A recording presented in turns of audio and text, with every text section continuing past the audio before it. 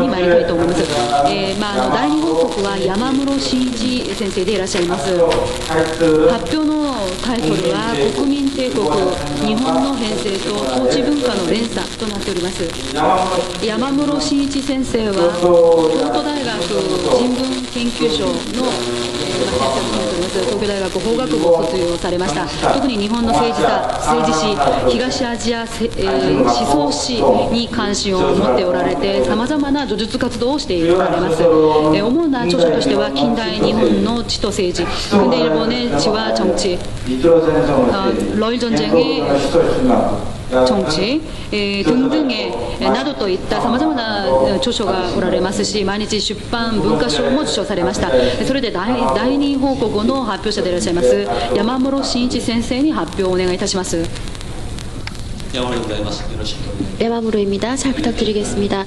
아주 제한된 시간이긴 합니다만 하나만 제 추억에 대해서 말씀을 드리겠습니다. 제가 한국에 처음 온 것이 83년에서 85년인데요. 지금부터 오래된 일입니다. 교과서 문제가 발생을 했고 일본의 외무성과 이쪽의 외무부가 만나서 상호간의 학생 교류를 하자라는 취지에서 일본 전국에서 대학원하고 대학원생 40명 가까이를 데리고 판문점에서 부여 그리고 대구, 울산, 부산까지 그야말로 한국 전국을 한 바퀴 돌고 한국 대학원생 등등과 의견 교환을 하는 그런 기회도 있었습니다. 그 이후로부터 25년이 지났고 오늘 이런 자리에 같이 또 함께 할 수 있게 된 것은 매우 기쁜 일입니다만 그 당시에 단장이 오쿠노기 선생님이셨습니다. 오쿠노기 선생님은 매우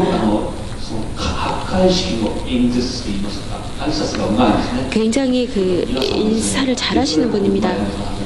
여러분들 아주 깜짝 놀라실 정도인데요. 안타깝게도 갑자기 어느 순간인가 쓱 사라지셨다가 하루 정도 지나면은 또 반갑반갑 웃으면서 나타나시기 때문에 아주 좀 어려운 분인데, 저는 부단장이었는데 부단장이 뭐 하는가 하면은 저희는 그 학생들 여러 가지를 견학을 할 때 이 짐을 잃어버리지 않도록 짐을 지키는 역할을 했었습니다. 그래서 그런 역할들을 했고, 그러한 관련해서 오쿠노기 단장님을 좀 원망하기도 했습니다만 나중에 들어보니까 오쿠노기 선생님은 쓱 없어지셨을 때, 예를 들면 그 당시에 김영삼 씨라든가 이런 다양한 정치가를 만나시고 복잡한 정치 상황에 대해서 이야기를 듣고 또 인터뷰를 하셔서 논문을 썼다라는 걸 나중에 알게 되었습니다. 매우 옛날 일입니다만 아마도 그러한 다른 사람들한테 책임을 밀어붙이고 좀 표현이 있습니다만 다른 사람들에게 그런 책임을 밀어놓고 자신은 공부를 하셨다라는 거, 이거는 뭐 원망을 하는 것이 아니라 좀 그 재미있는 이 추억을 말씀을 드리면서 추가한 말씀들을 거듭드리는 것입니다.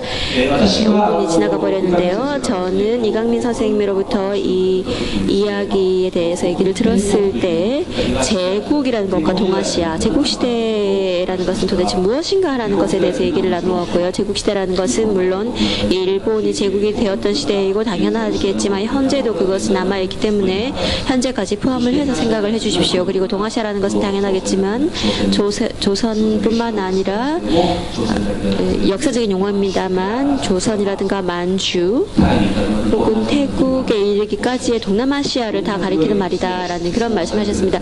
이런 어려운 질문을 받고 도대체 제가 어떻게 대답을 해야 될지라고 저는 생각을 했습니다만 어쨌든 좀 열심히 대답을 해야겠다라고 생각을 해왔습니다. 몇 가지를 생각을 해왔는데요. 우선 한 가지는 제 옆에 계시는 선생님, 저하고는 조금 다르겠습니다만 그 아시아주의라는 이런 측면에서 아시아에서의 제국시대라는 것들을 생각을 할 수 있을 것 같습니다. 그때의 내셔널리즘이라는 생각도 할 수 있겠습니다만 한편으로는 평화사상이라는 그런 측면에서도 생각을 할 수 있을 것 같습니다. 김옥균이 하는 삼화주의, 안중근의 동양 평화 사상까지도 포함해서 생각을 할 수가 있을 것이고, 일본과 관련 생각을 하자면은 시라네 선생님과도 좀 전에 말씀을 나누었습니다만 일본에 있어서는 톨스토이즘, 이것이 아주 큰 영향을 희망을 가지고 왔습니다. 예, 또한 이것뿐만이 아니라 마츠모토 선생님도 그렇게 했습니다만 소설가가 쓴 리타이쇼라는 중국의 공산당에 관련된 사람들로부터도 영향을 받았습니다. 이러한 것들을 종합적으로 제국 바탕으로 해서 제국을 생각을 하는 것. 근데 제 자신은 근본적으로 하고 있는 것은 구미에서 들어온 법률 제도나 정치 사상이 일본을 중심으로 해서 조선이나 중국, 베트남 그리고 태국에까지 이르게 되는데 그러한 총연쇄 구미의 사상이 일본으로 들어와서 그것이 어떻게 동아시아라는 사회를 세계를 만들어 나가는가라는 것들을 생각을 하고 이것이 제 메인 테마이고 발표 440페이지인데요. 지금 열심히 한국어 역을 하고 있는데 가능하면 여러분들께서 보여드릴 수 있으면 좋겠습니다. 그 뒷면에 제국 총연쇄의 지금 말씀드렸던 그러한 전체적인 연쇄가 이루어진 시대에서 동아시아 세계가 만들어지는 것입니다. 다시 말해서 동아시아라든가 아시아라는 것은 구미로부터 주어진 명칭인데요. 그것을 동아시아 사람들이 왜 자신들이 동아시아에 살고 있는가라고 생각을 하는가 하면 그러한 총연쇄가 일어났고 예를 들면 일본에서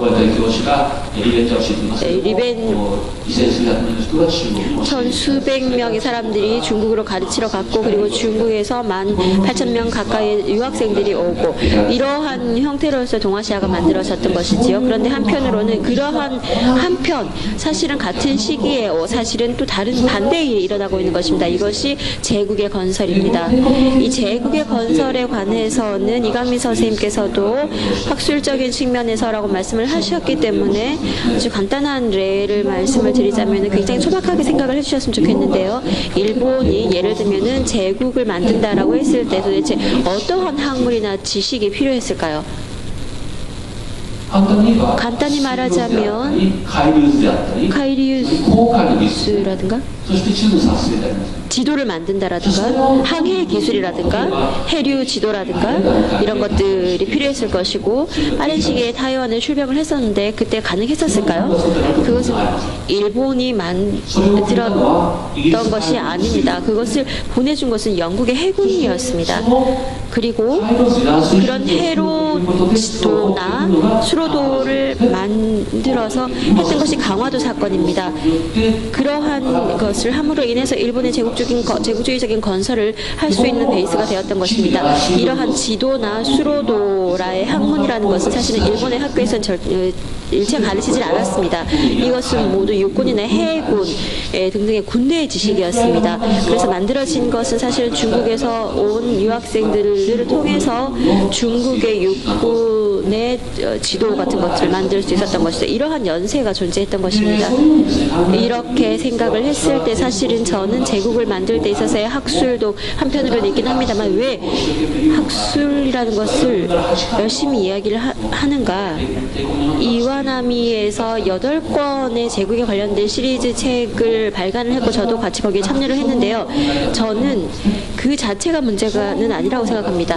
그러한 것에 의해서 제국이 만들어졌을 때 생활 레벨에 있어서의 일상적인 생활 지식이라는 것이 어떠한 변화를 가져오게 되는가.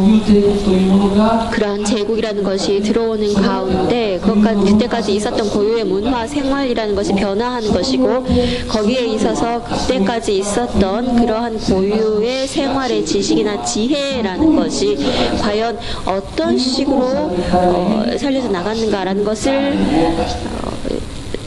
찾아보기 위해서 필요한 것이라고 생각합니다. 그래서 사실은 이것이 저의 전제이고 이 이후의 것에 대해서는 시간이 없기 때문에 조금 생략하면서 이야기를 하겠습니다.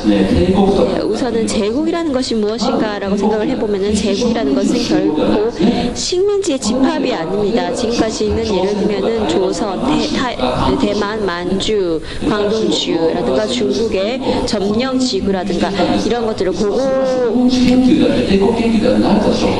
점령을 했지만 이것은